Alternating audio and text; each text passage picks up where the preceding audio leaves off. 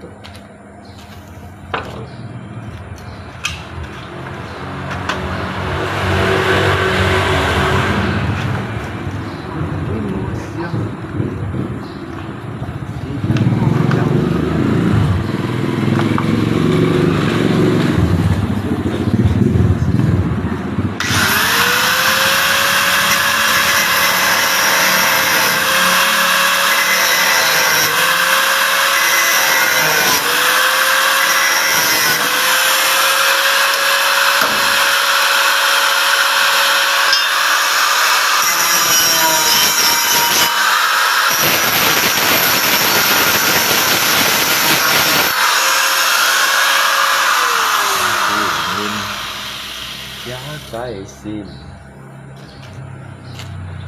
Cái xin chính khi của lưu nhân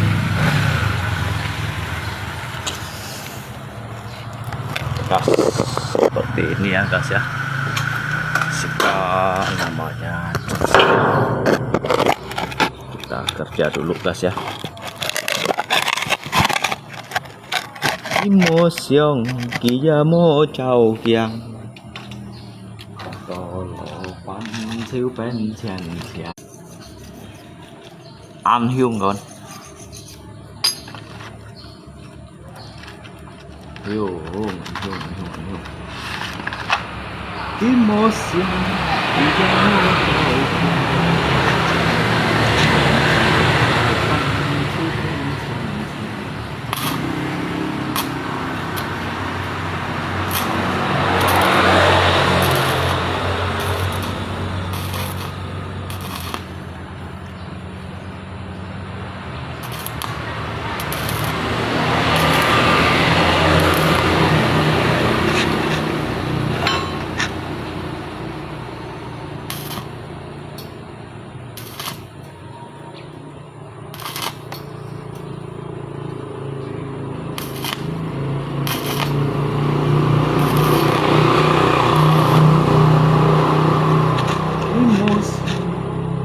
kia mô trầu còn có lỗ quanh siêu bên chèn chèn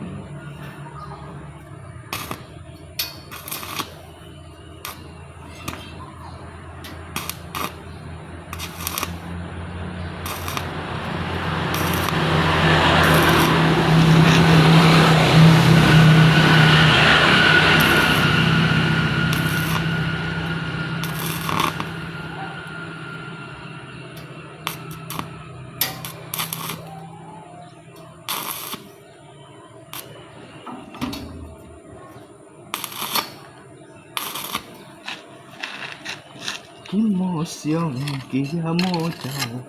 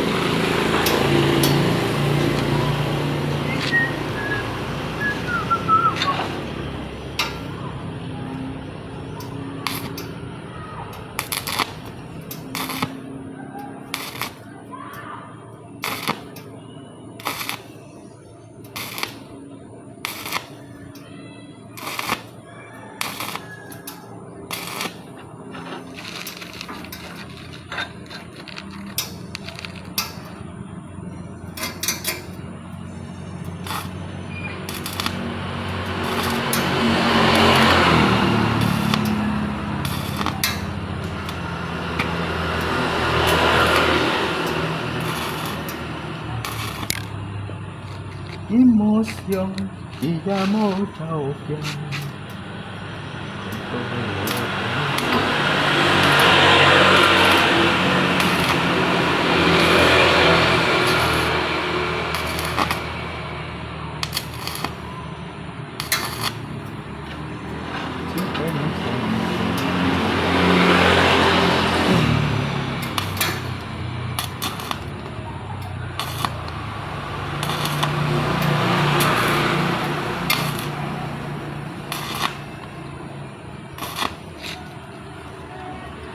Hãy cùng suy kiếm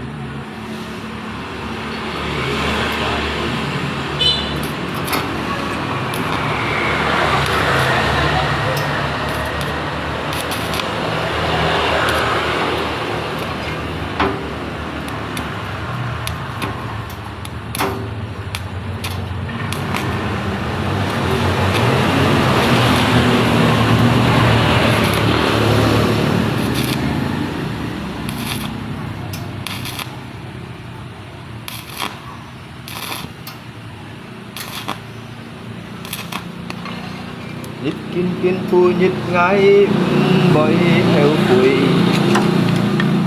nhịp giá bơi nhon liều lùi mình nhìn theo tuy lia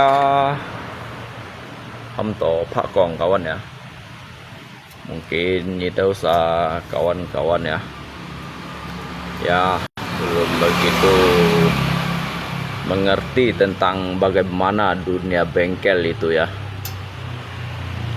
Yaitu hamto pak kong nak loi kombinasi gak putih ya. Nah, jadi si kacau kali ya.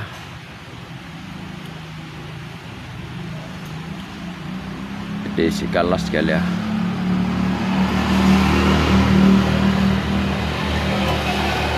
Dia hamto las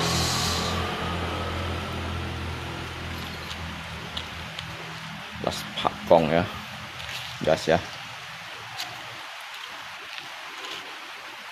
Nah, inilah ya dia tuh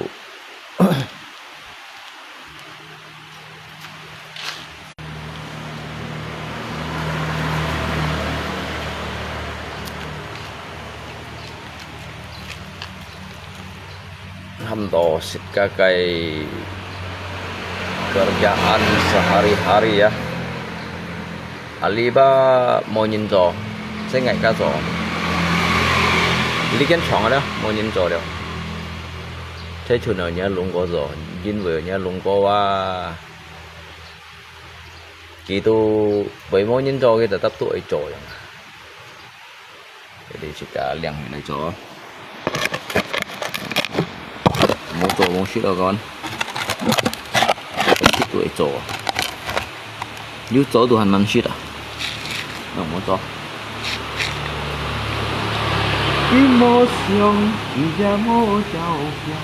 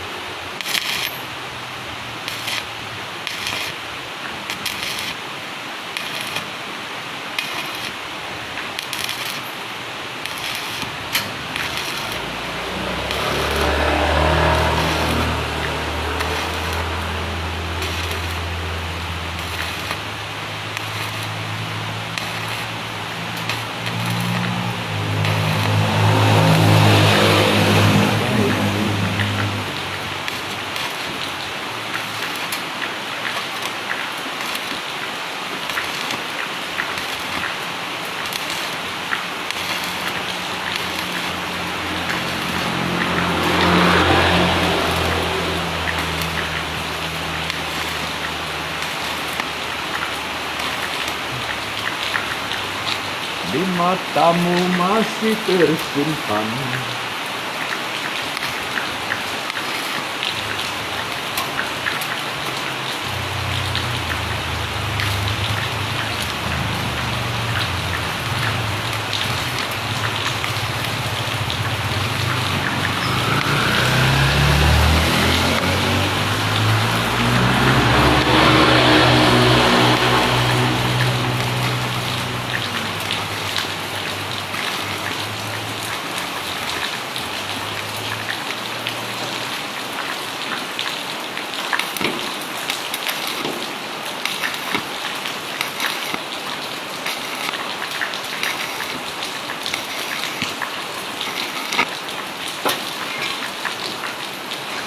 Hãy còn trong ngày á nhông hiện cái lại gì cầm lời từ mắt cây chín tiền lì quay trong ngày tạm xa si tô mô bùn si nhau con hắn ham ngày ca ca dịch cạn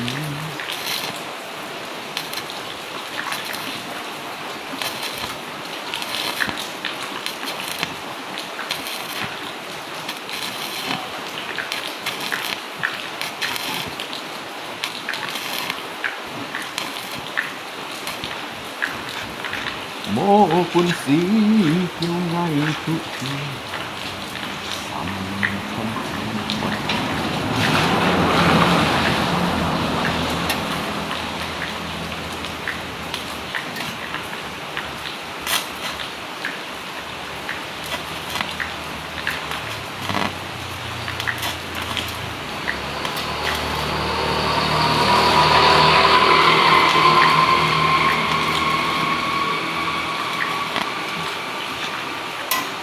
cây xanh phủ trường làm phủ tự nhầm con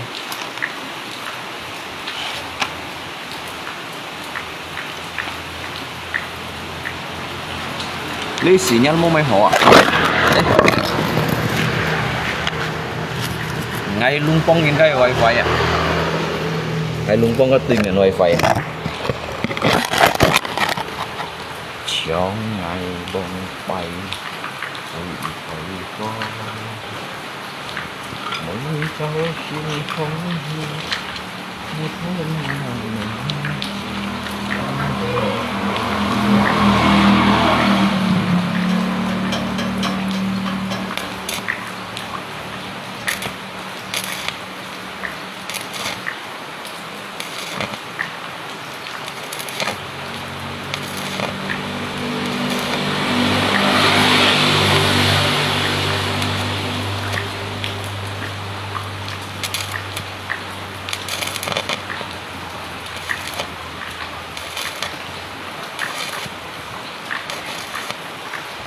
chiều xeo con ngay chết chiến ăn tổ viết kiếm thiên phu nhé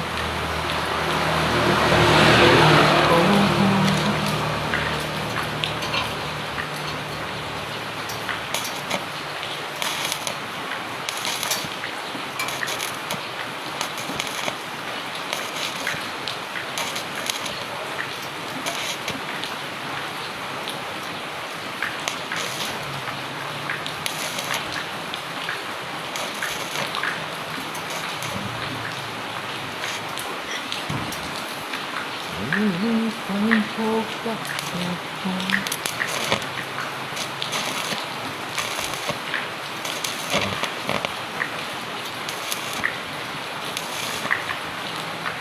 phố nó sẽ còn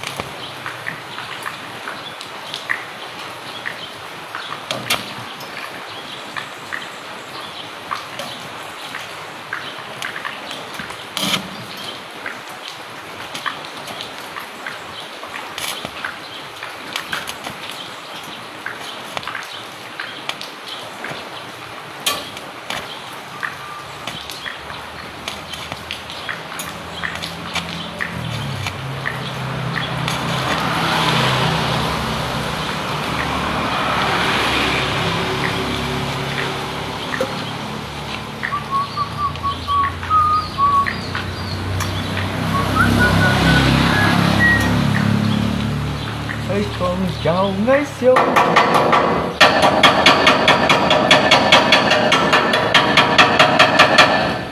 Chúng phải cầm trên cây khu gì sớm tôi vòng phải ngày tôi sẽ cây khi xưa.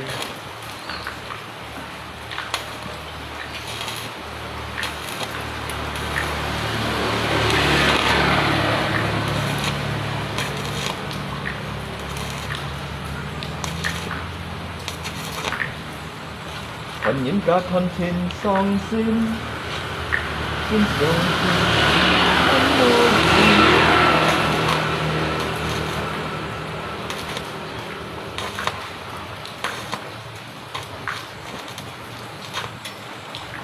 Lòng phía trong một thích lạc mọi chi kinh đi khăn ngay siêu đi.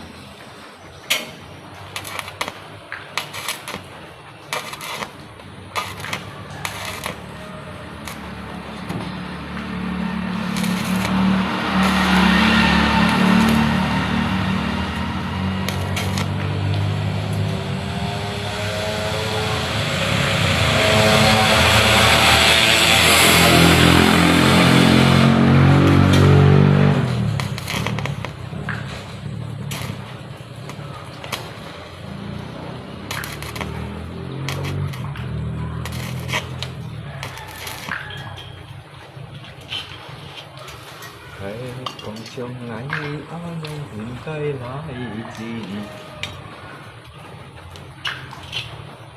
nhìn cầm lời têu nó cây sĩ kiên ly.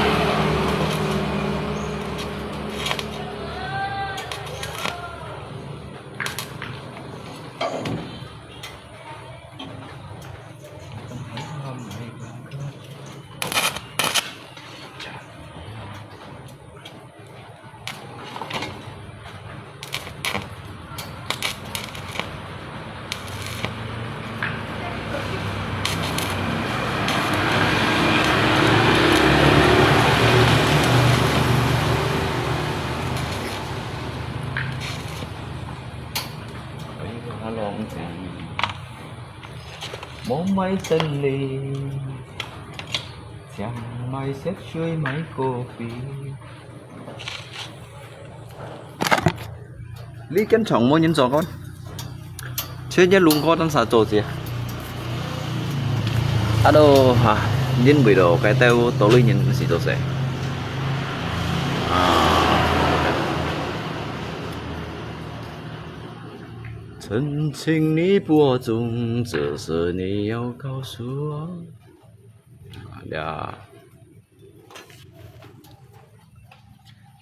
俩含豆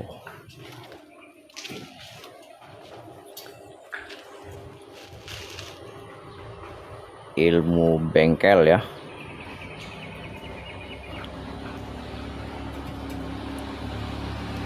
Ito soy sekay siyang ali. Ito may piang soy nanji. Hay con chào ngay xiong thì las dia pak kongsi pi chong kalas kabu thiet yang wa kawan. Kalau las bu thiet sih ya cintai một chú sập sập ấy las ki Tuhan hiểu ha. Tapi dia pak kongsi kawan. Dia kayak teknis, cái cara kerja chongka mau chongka bu thiệt nhong kawan ya.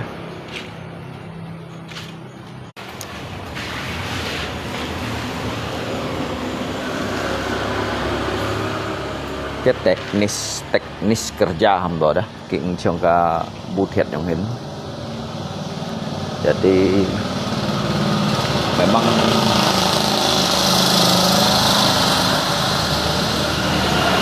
ekstra hati-hati ya. Jadi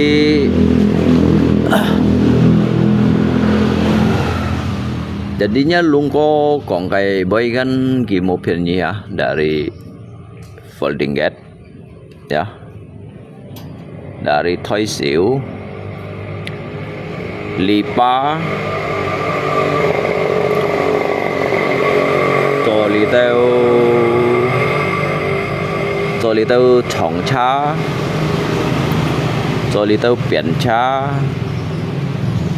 có liều oba cha las pak kong đâu ở yang ya. Jadi kita ini jika ikin jika dia bukti ho pun yin kon yang dah bukan hanya sekedar Chiangkong tapi trộn loài yang dah. Jadi dia cái nhìn cái thổ mại thú chỉ có đủ cho bốn cái mại model là yang dah. Jadi dia kayak permintaan dari konsumen yang ada. Konsumen cái yang pan ini model. Jadi jika cho cái dòng bên kia yang. Jadi cho yang spakbor. Jadi dia hakahan Evan Oba. Saya nyongin loh namanya bengkel ya kawan ya. Beginilah namanya bengkel. Dia hamto. Dia nyong xe ba hamto mai xe như thế kawan. Dia hamto shit bảo ngọn gì xe kawan dah. Dia tu hamto shit bảo ngọn gì xe.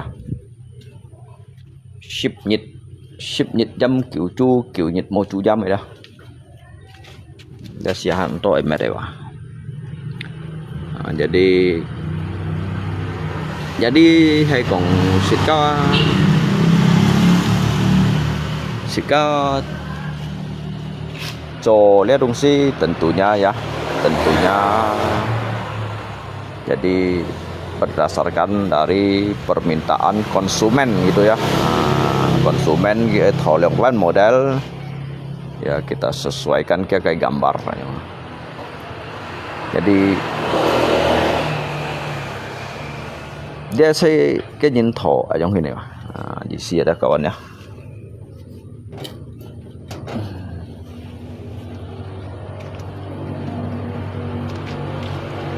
Ya namanya ini juga termasuk kita ini belajar juga ya.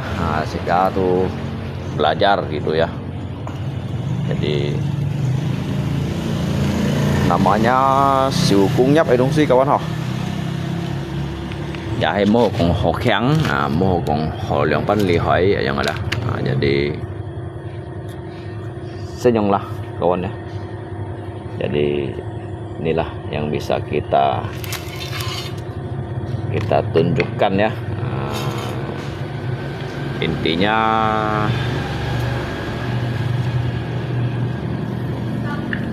jika selesai.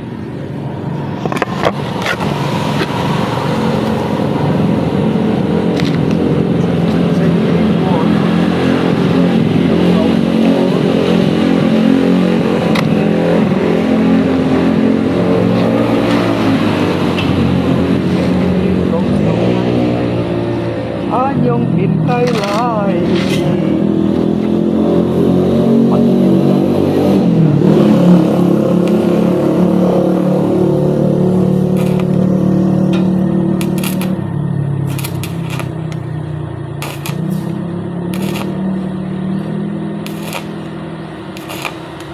giống ở tận xa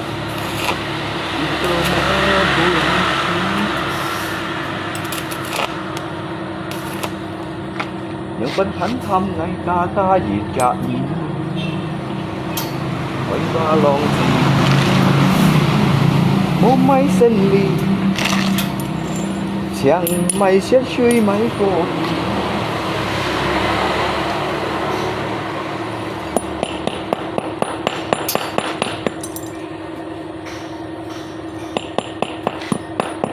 Jadi kalau las Pak Kong ya tu ngsi lang panlas ayang las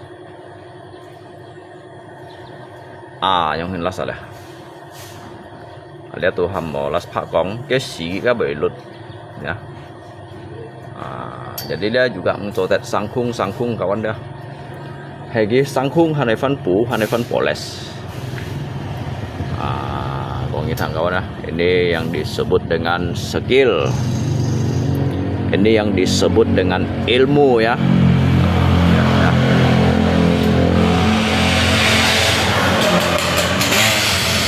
Dia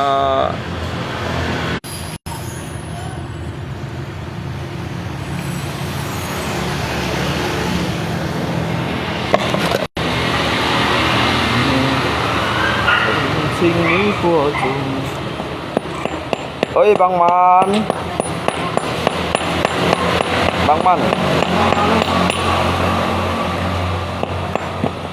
saya live di sini enggak apa ya Bang Man ya?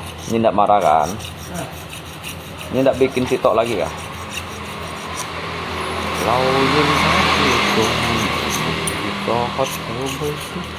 Như lộ水à?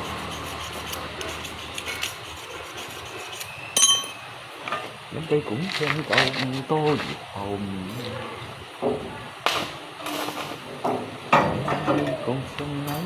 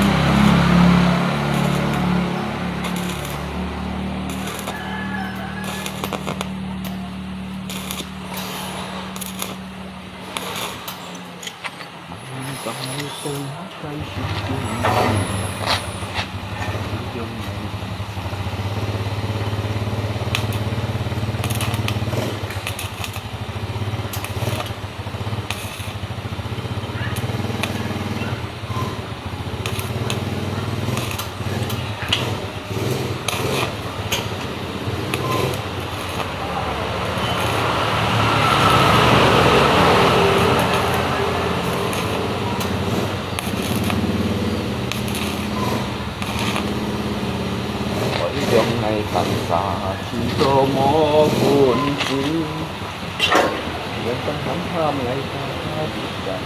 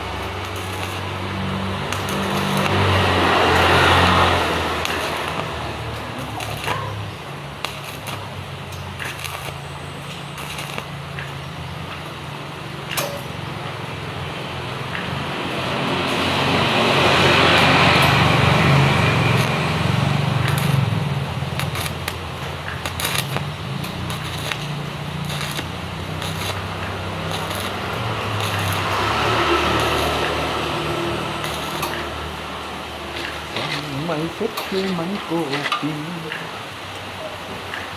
mày thích khi tìm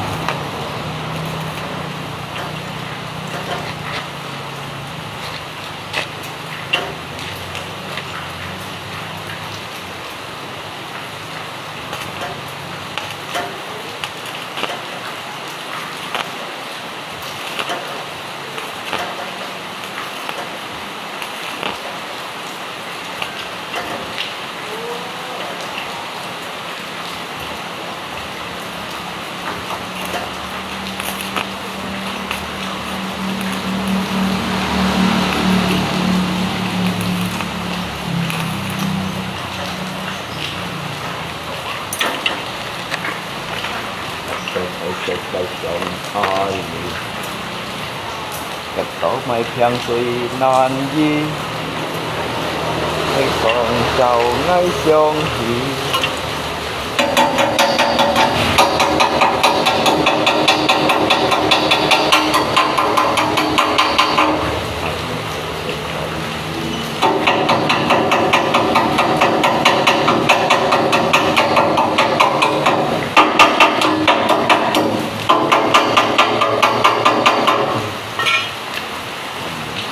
Ghiền Mì Gõ để không bỏ lỡ những video hấp dẫn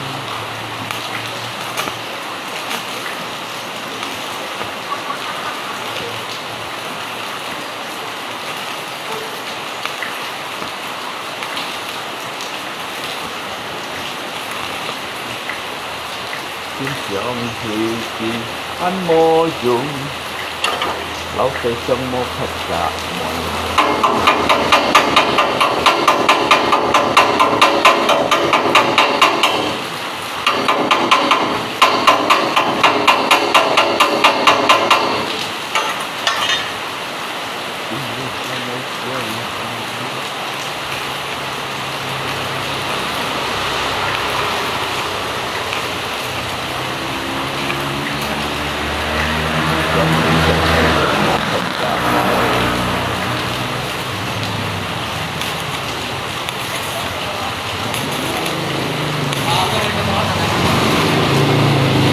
Bahkan para nabi pun melakukan sholat. Ngay trong tà gì phải có kéo bằng gì đó hả? Kéo bằng gì đó, giống không? Nên không coiอย่างnày đâu. Nghe lên như này đâu. này nhá bệnh chất mô anh sẽ cả ngày mai mô mai anh sẽ cả như này sau thì ngày mai siêu bên như mai kéo bên như một trăm lời đi à một trăm lời đi như tụi mẹ lời đi mẹ anh sẽ cả như lời đi sổ xe à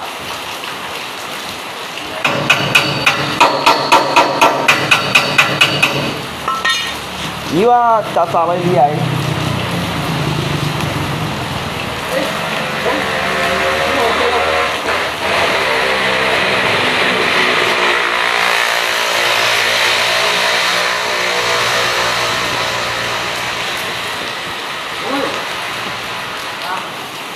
ngày muốn học thuộc đi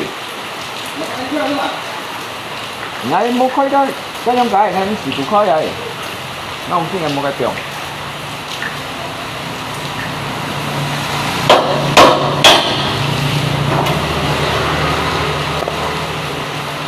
nga tụ xin ngày một cái tiền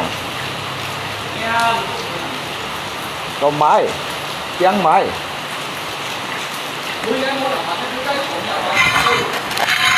các ơi lò xin cho ơi lò cho con hả các tông dân nhìn coi ơi lò Đấy còn bấm. Cái mặt tôi không? Cái mắt cũng qua đó mình nghe. Nó biết bà số là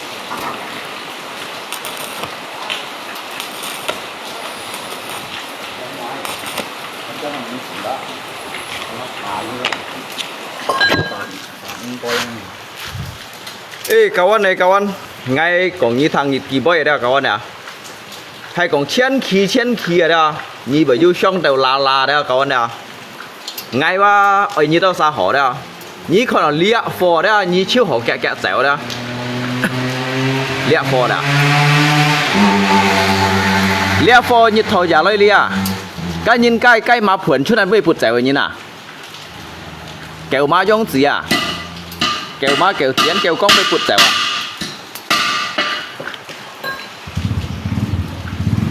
ใช้แหละฟออ่ะจะอุ่นอ่ะกะเก็บมือหยิดเลยลีเกี่ยอุ่นเดี๋ยวค่อยแบ่งแกดว่ะกี่ก้าค่อยอยู่แบ่งแกดวะกี่ตัวเลยลีแบ่งแกดลีว่ะแหละฟอแหละฟอน่ะก็ยังในใกล้มาผวนชุนนั่นพุทธเสวะ nhà lên rồi mà chầm đồ mấy trăm mười đó ra chưa là chắc là còn mỗi lần kỳ bơi giá nào vậy nè phải bao xí đây như nè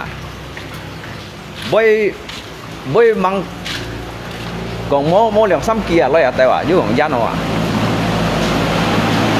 nhà bà ngay chiều ngay đồ kêu khiêu à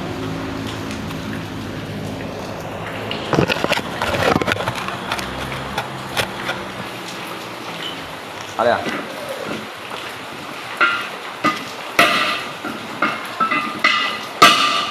leo ơi mo ôi bà như sữa là sạch như một kẹm à còn nó trồng sen bạc chụp in thoại đây mà nào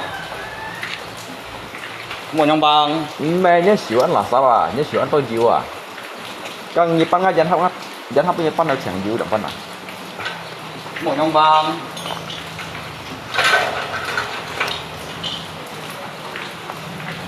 cái gì điều đó cầm cùng xin lợn đi là luôn à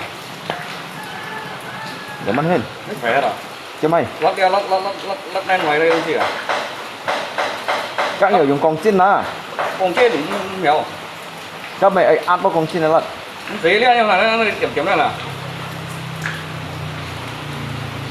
cái lộ cho mày cả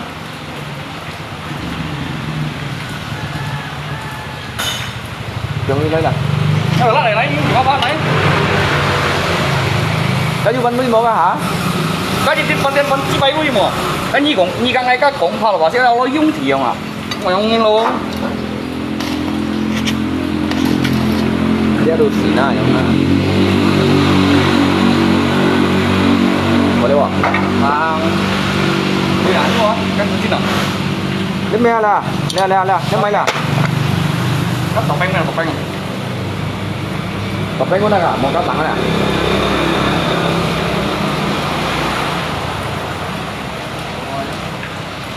dân bọn chân sợi mô siêu à nước lọ suối à lọ suối các bạn hả cái mày hả bài à ngồi tóc bánh á cái nhưng mang lát mang tí là bán còn đó nè như sen lát lo thìยังcòn đó cái bây giờ còn đóยังcòn đó nè nhớ là con tổ bên à còn bài ở đây mà mấy như hiểu là sinh hiểu là sao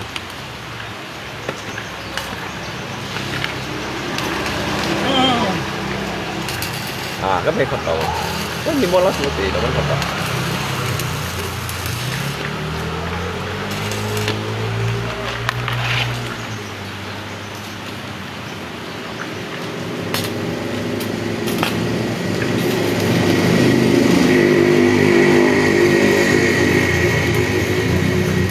cô xỉu bên như mắng đi cố xỉu đấy vậy họ nãy mình rồi như chẳng sát theo rồi mắng tin như lật bóng này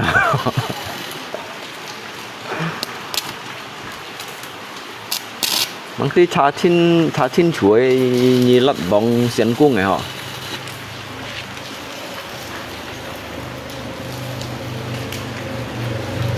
曾经你播种，这时你要告诉我。đi查清楚你lật bóng xiên cung à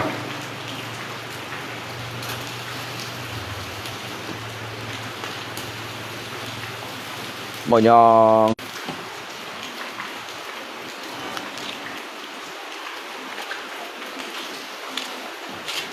Chỉ xin bây giờ trong gió.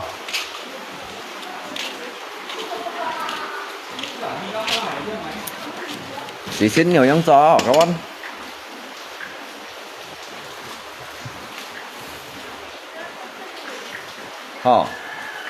Chỉ xin nhiều trong gió. Chỉ xin nhiều trong gió. Theo lũ nhiều trong gió. Để bao xì như này.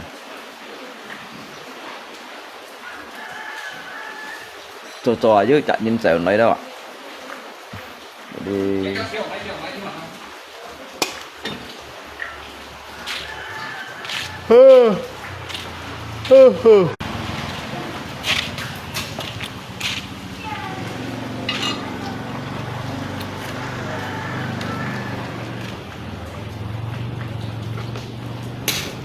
Có xỉu, có xỉu, có xỉu, có xỉu, có xỉu.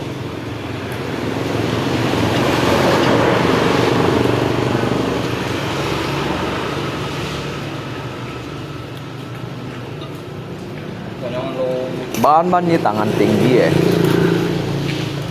Có xỉu ở đó hả mà tangan tinggi à? Hiểu lắm, một còn cá lật trên nhắm đó. Cái nhiệt mệt xỉu ly nha lùng cô ở trong phòng này. Cái ly chân bản này đúng xíu phải lật chiêu à?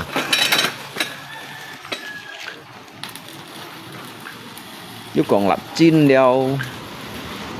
Cái chứ còn trà phô mò leo. Như tôi nhìn cho theo lùa.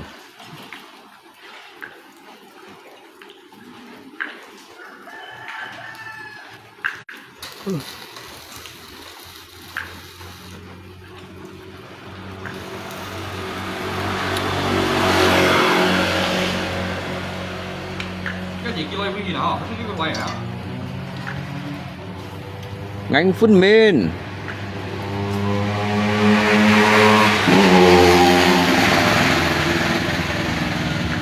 Các ngày tả ly ngày xí cái phần tả ly mua mày tổ mày còn tả ly kéo sao?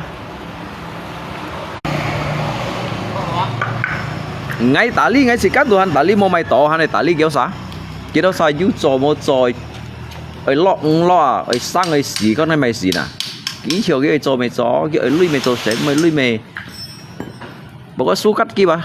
Ngày tả ly đó. Tả ly kinh tổ ba.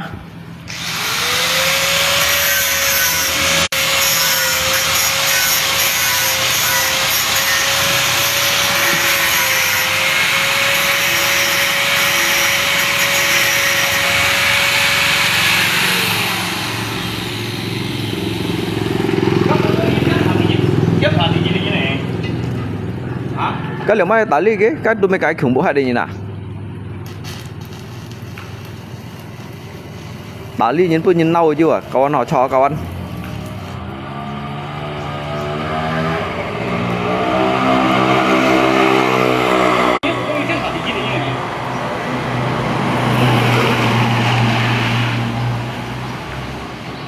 Ở ví dụ cả như còn giống xem bạn trụ chính thời sang xe.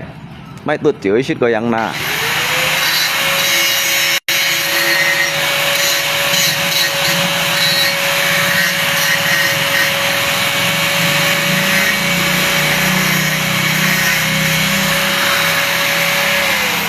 Nhưng mà họ cái như lý lát tiệm cái như nào ôn yếu son cái xăm bạc chen à lý tít nhá mà gì bạc tốn nhiều một ngày à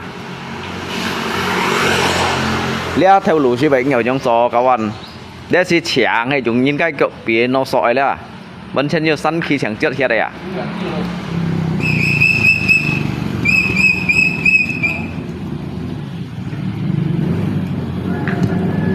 nhưng mà nà thì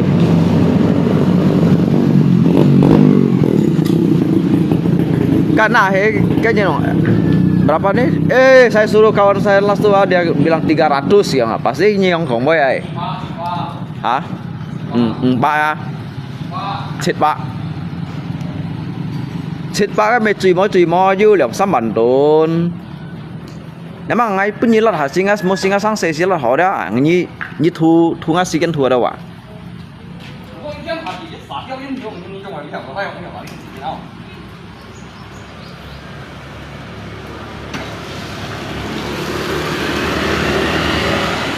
Ai dặn nó phân phối như nào? Kiểu nhắm để con lấy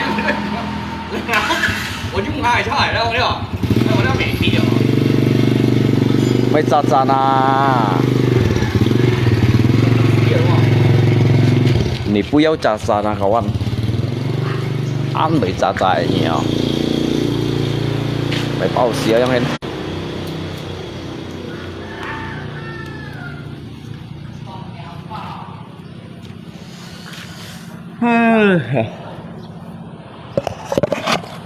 Ra cái un khoai à?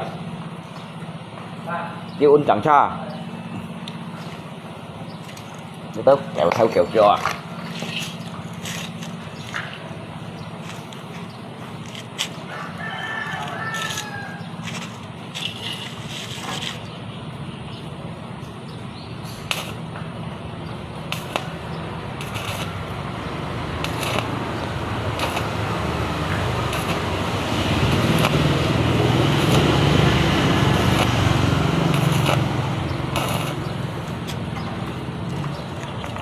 Tớ kéo theo kiểu kia,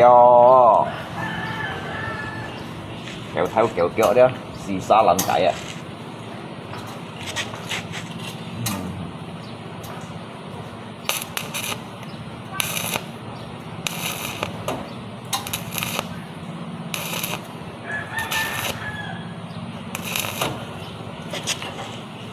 Xì xa lần cái kéo theo kiểu kia.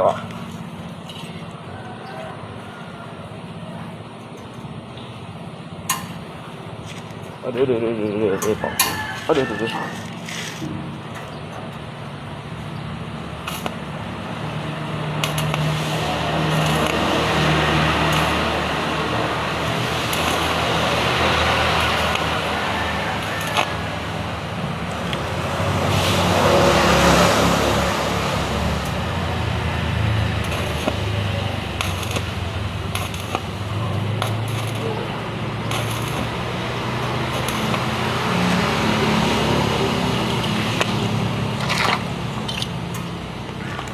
Đi tới xì xa lần cái kéo theo kiểu kia.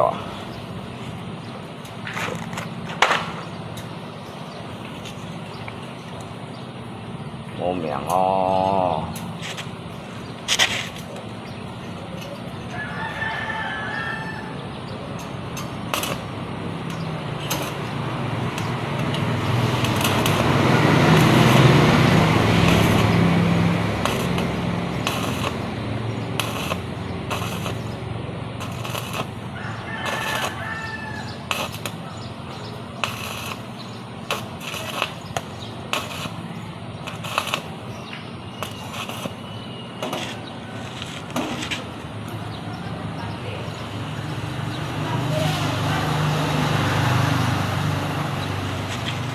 Lâu nhìn cá xịt cùng mùi nhiệt thì cho hót téo với xí.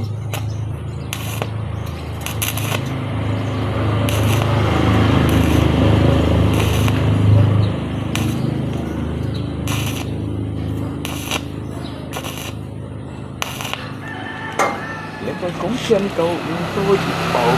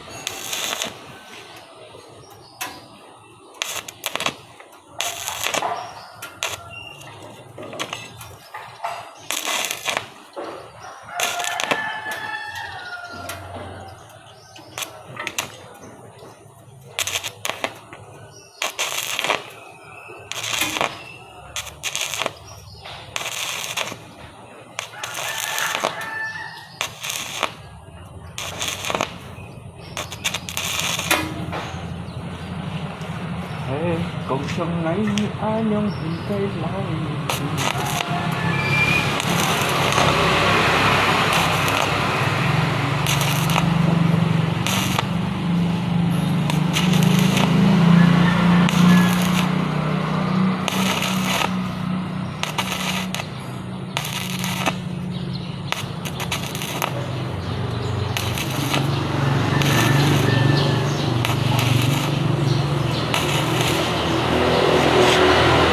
cầm đôi chân cây xỉn xỉn đi ôi trong ngày tận tạ chỉ cho mô buồn đi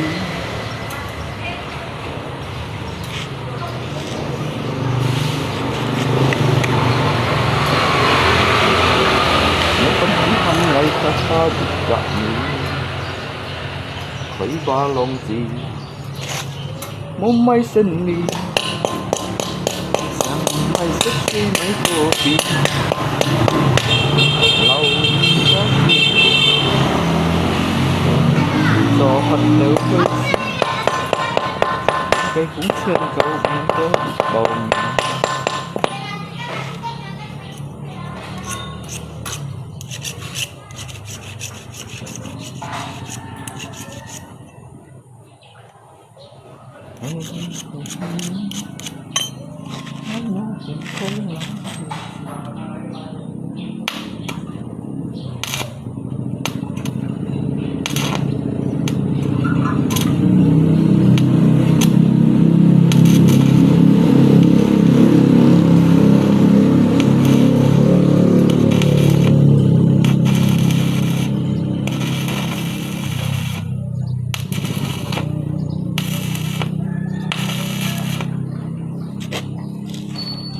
cầm lấy từ lá cây xỉn xỉn đi ở trong ngày tận xa chỉ có máu của anh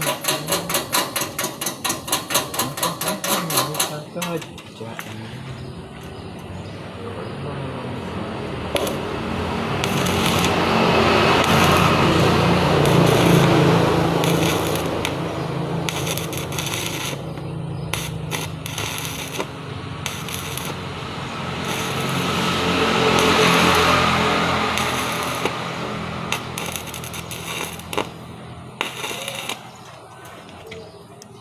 nó mới sinh đi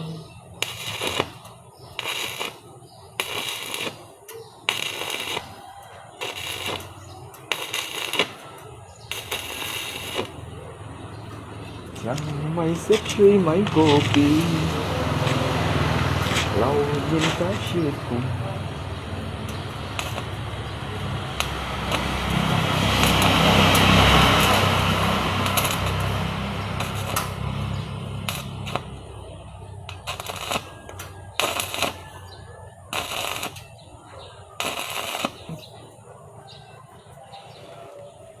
mình thì cho hot teo bay xí lên cái cúng trên cầu tôi chịt bao mì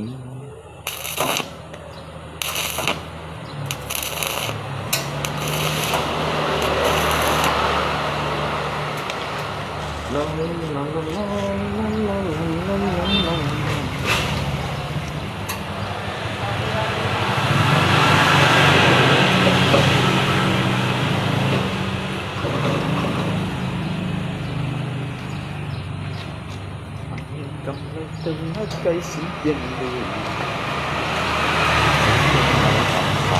chỉ có mô buồn nó phát thánh thăm ngày ta tha gì cả không ba lon gì mong mai sinh đi cây xích lâu khi ta chưa cùng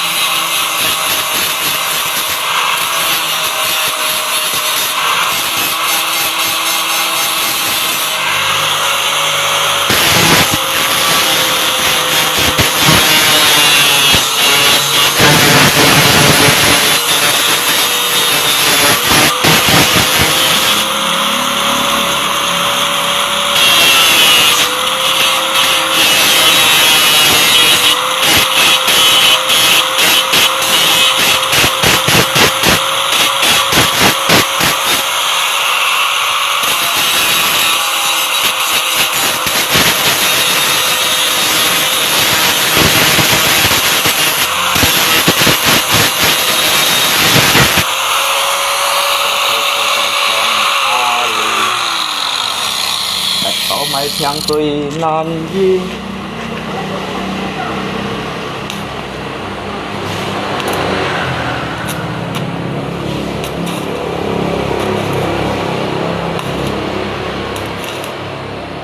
Hãy con cháu ngay相依，就係感情嘅故事。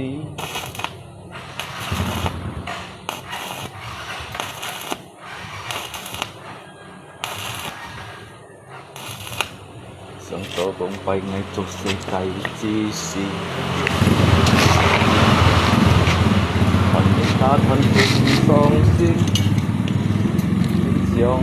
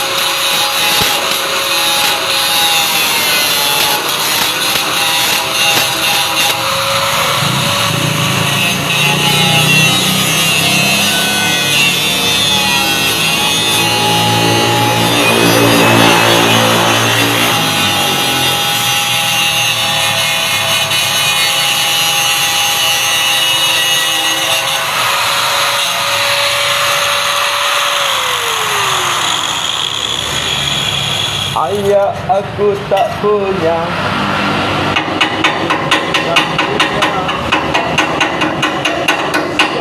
siapapun aku tak punya, hanya air mata.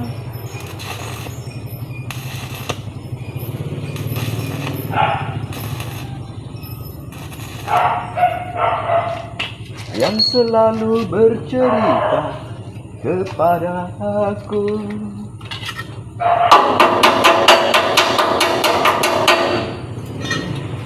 Gelas-gelas kaca, tunjukkanlah kepadaku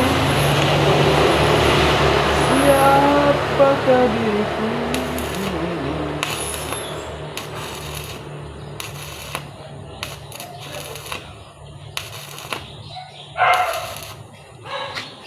Ayah aku tak punya, ibu pun tak punya, siapapun aku tak punya, hanya air mata yang selalu bercerita.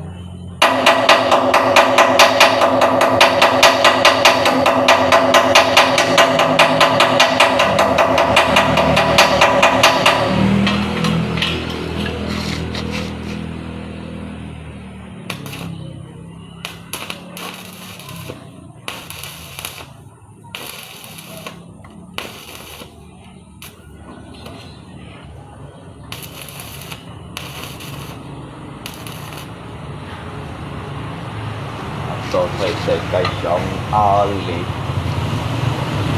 có một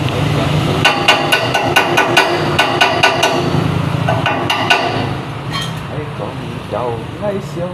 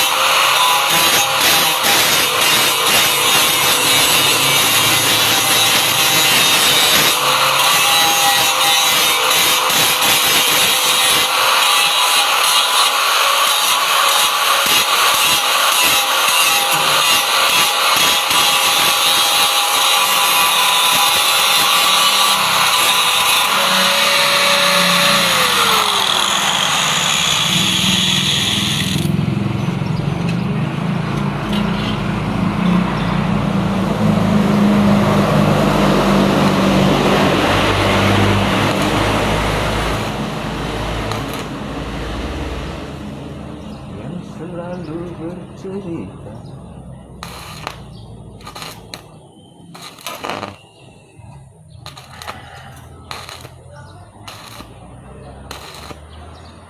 kepada aku.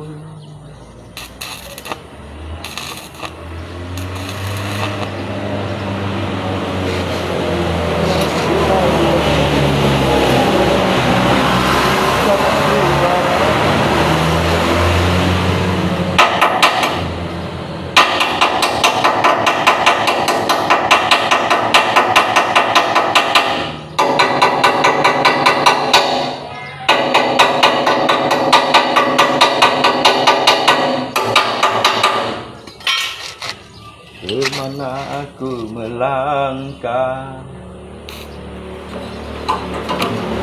aku pulang ke pangkuan ibunda.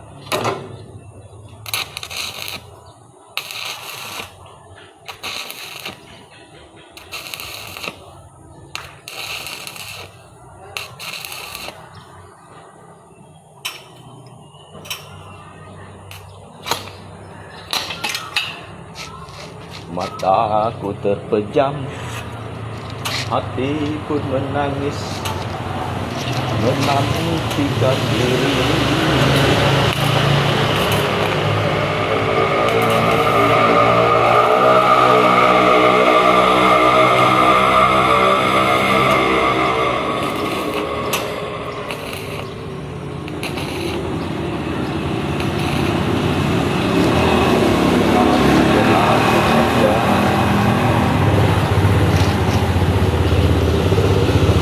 Manakah ayah bunda?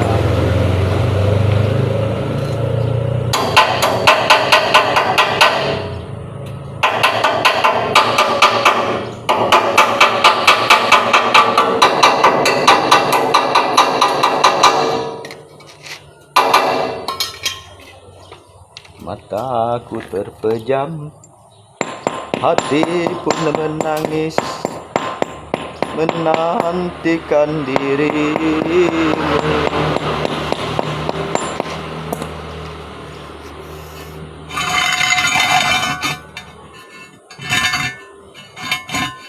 Bro, ni juga con này nhung ha. Nhiều con nhà lúng có mệt mỏi đông xí.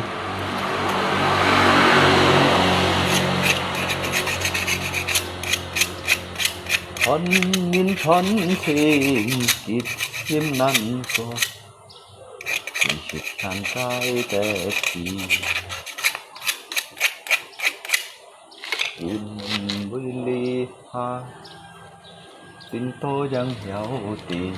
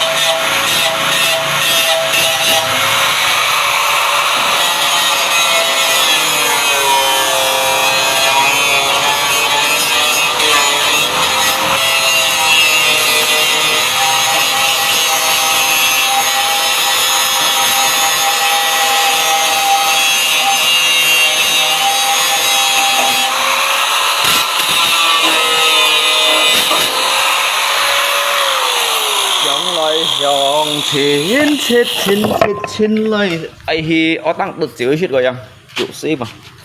呢個係個不好ได้ปล่อยสไลด์ทำไมยันยินเนี่ยพักกองช่างหาไอ้ลัสเหลียงลิ้นก็กันไอ้กองยี่ทางเดียวเกี่ยไก่มาสาลาบุยเลยเดียวทำไมเล็บพักกองทำไมลัสเหลียงลิ้นก็กันเนี่ยช่างหาช่างเลี้ยสิกับปล่อยสัมปุงันแหวช่างเลี้ยอย่างเดียวช่างกี่ใบสังคุ้งjadi ở này phần bù mi lại jadi cái hạt baคนเราtu press yang hendak mau sambungan yang dah lihat tu ham molas pak kong ya jadi cái baju sangkung wa si cái phụ trần thì nhìn bờ cái trong cao bu thiệt rồi đó kalau bu thiệt si hiện nay ta đùm pol wa lihat đùm pol cũng hiểu shit gì wa yang hendak gì xia dah jadi dia cái hạt như nó liao hắn này ta sa gì wa ta lihat saja Tuhan ini naik boleh soalnya ada. Ya ke proses memang gokil soalnya.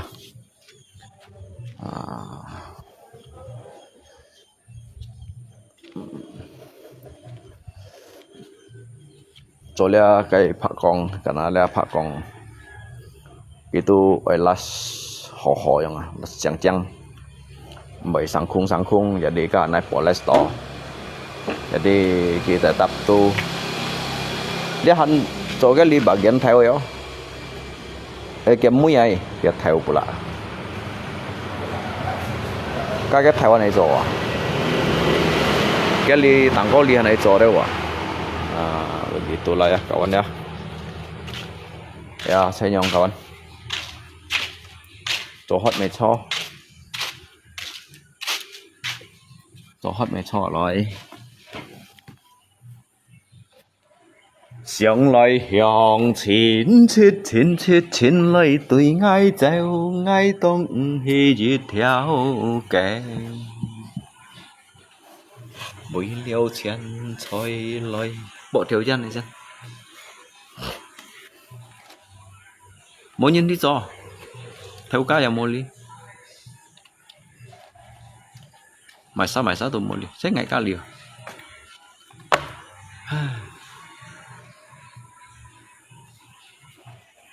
Ali pun phải xin tôi nhìn rồi lấy cho thì chân phụ dưới sẽ mới sáng theo một chỗ họ trong cái thống tra các một chỗ này sáng hả với ngày một sáng nhìn sáng sớm khát cuối cho họ lại kalau bagi ngày đó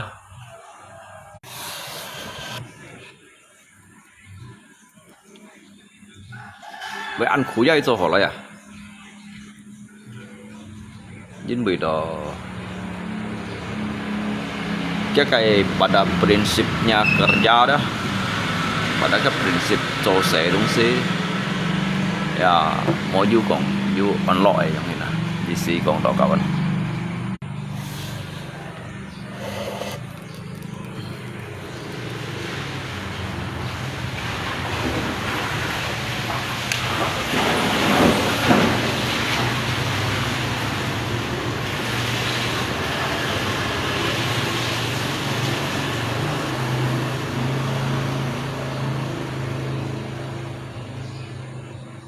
cái cháu xin một khá chỗ khánh với lời lý do liang sân nó cho đó sekitar 3 menit pan yang ini mà lo pan chiu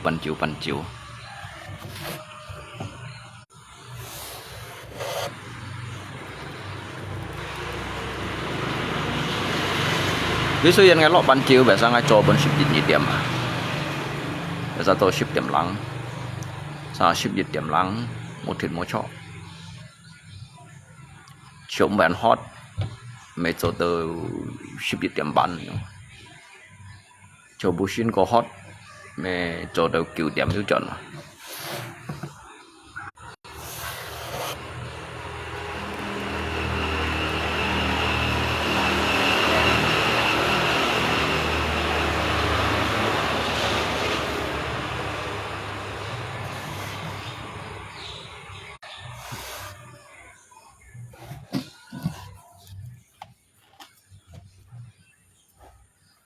nhân biểu nhìn đi rõ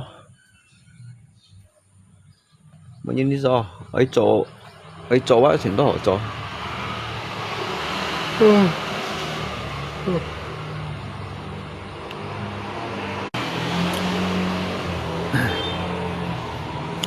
cái chỗ này bên cái phải做起坛的哇哈。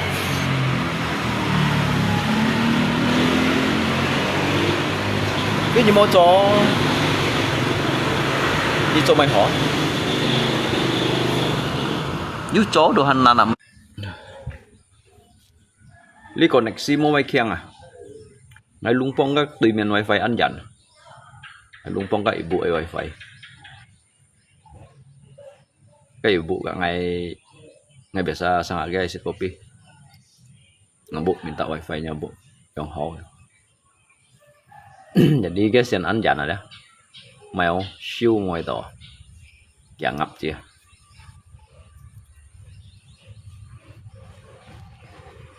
nếu bạn cái bữa nhận định nay hai rồi ngày tăng xa xong bạn chiều lặng xuống thả siêu rồi vật chiêu xiong cái cột thiệt xiong liều cái cột thiệt lặng xuống phân lặt trở nhẹ bảo bia lah. Jadi sebenarnya dia Grand kan dia nyen chỉ khỏi, cumanก็dùng thiết bị thuê chọn nhiều.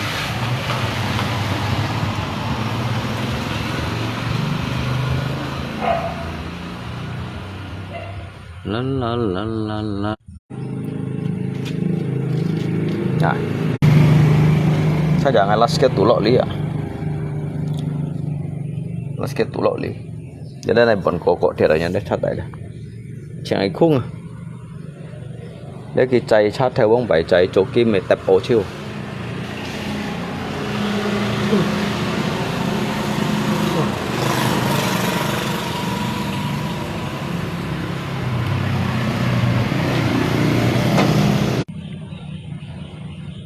siêu hi lôi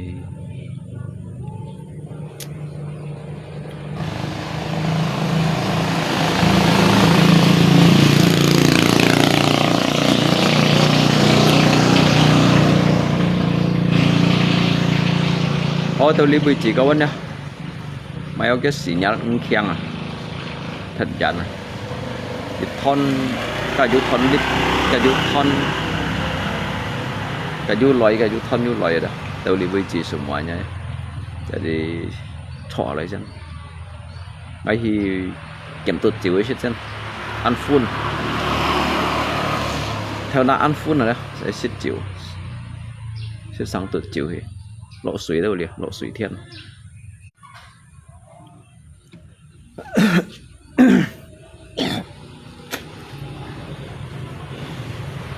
chắc chắn ô tăng tụt rồi cái nếu ô tăng cả tụt rồi đến lượng tụt rồi để tụt lượng tụt xì bàn tụt cái yang man nói son kìa mấy tỷ cái xem selagi cái nhìn han hiểu ô tăng pun chỉ cái gì đó kian trong xin chỉ cái ô tăng kìa tụ ô tăng rồi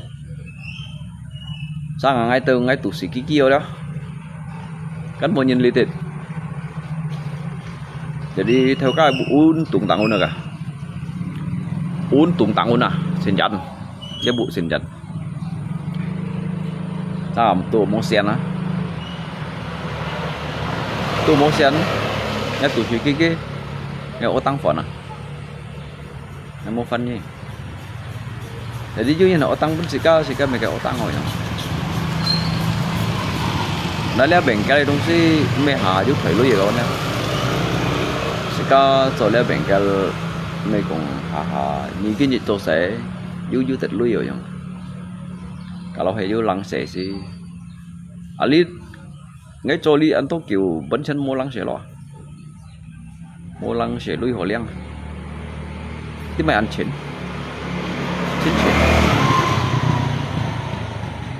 dia cái cha dia theo cái cha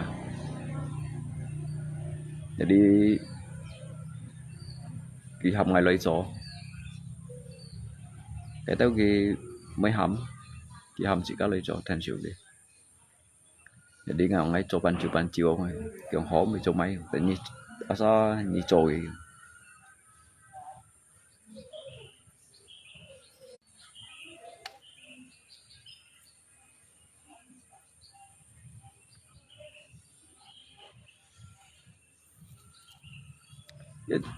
cái sao xin nói liền un lông đâm rồi cả sáng mấy cái cho bên nhân sang hết mua cho lui kiểm hết mua cho họ chỉ có mấy cũng phải nhân con cuman kita sa yang cho ya terserah kita sa kita mbak yang cho tu họ ha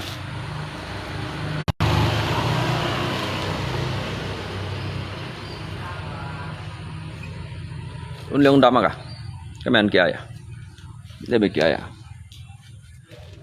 lấy chủ kia à cái tối lui nhìn nó nhìn mệt kinh theo cái đông sĩ bên theo chiều à liền cái đông sĩ đó bên theo chiều mình cũng phiền nhỉ bóng bảy ngay lọ đi chó mai đông sĩ chạy các bà cắn thải bên cái chọn ăn mồi đông sĩ cái lì tu hành điêu cái kém kẻ xếp set bên cái kẻ máy chiều má cái kém cái lô kém nó chén phụ đồ điêu chạy còn tụi cha xin này à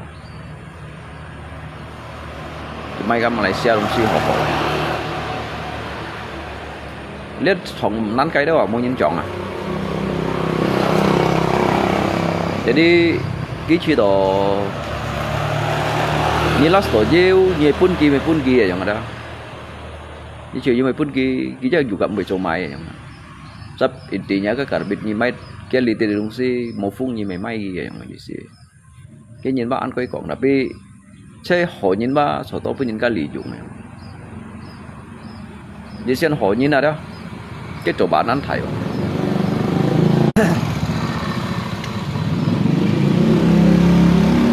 đã kẹp những kiểu mò có vài cái máy ngại sắt kẹp một cái giỏ nhìn kẹp gì ngài lộ lý số cái máy cũng ngại sắt kẹp máy cái hỏi kẹp máy cái tạch gì đó kẹp sạch mặt chết bạ lăng thiên đó còn lấy kẹp ngày mai pun nhẹ cái còn jadi nhịp piong thì cái họ dùng mỗi lượng nhất à cái dấu anh nhìn còn kia còn ngay chè nhất kẹp mấy kiểu ngay chẳng có theo cái sai cái phiền ngay cái gắn phiền ngay jadi ngay cái nanti ngay nút đó cái dia juga theo cá may ha mày mòn à dan kém không hả lấy langsung kém chứ bằng đi cái này mày đó cái này mày hết gắn jadi ngay mấy còn ngông boss ngông cái pun như cái kém pun cái giỏ những kém hế kỳ chẳng nhẹ xa hay mò nó tôi kiến hàm muốn lại chọn kiểu mồi Ali itu sebenarnya kibat titi mày sao theo cái đúng xí ở trong đó mày sao theo cái đúng xí bagi titi nhưng mà Ali itu trên chút theo chân thủ chẳng cái camera lihat chút theo đó tapi hay cũng dịch phụ phụ nhìn đó cái sim con đó mau cái tủ lượng ăn thải vào mungkin hay cái con nhìn cái theo cái aki giống hả mungkin cái của polisi gitu mungkin dia pergi cok gitu ha tapi kita bah kita mới chơi cái mungkin kita cái juga entah apa behi jadi aki sih mấy phiền như vậy theo lăng pikir boy wa kalau cái đó nhìn biasa cho sangat cái sẽ sangat cái ngoài lời đi chẳng jadi jika mấy chẳng apa dia jika jadi lo jadi berapa kibat titi ya jadi sika mua kiểu tiêu yang này như vậy camera đúng xí cái gắn khỏi chỉ tạo cho này còn mày nhận mày họ mày sao sử dụng mỏ đâu cái gắn titi yang này jadi sika sih jelaskan pun kita kalau ngày đâu xịt kèm nhau đúng xí yang đó jadi biasa ngay chọn này hàng ngay kan ngay các đúng xí loại ngang boss ngang chẳng ngắt đúng xí ngang nào chọn thì cái còn nó như trà gitu oh kau ini kayak anak kecil ya gitu paling gini nyongkong juga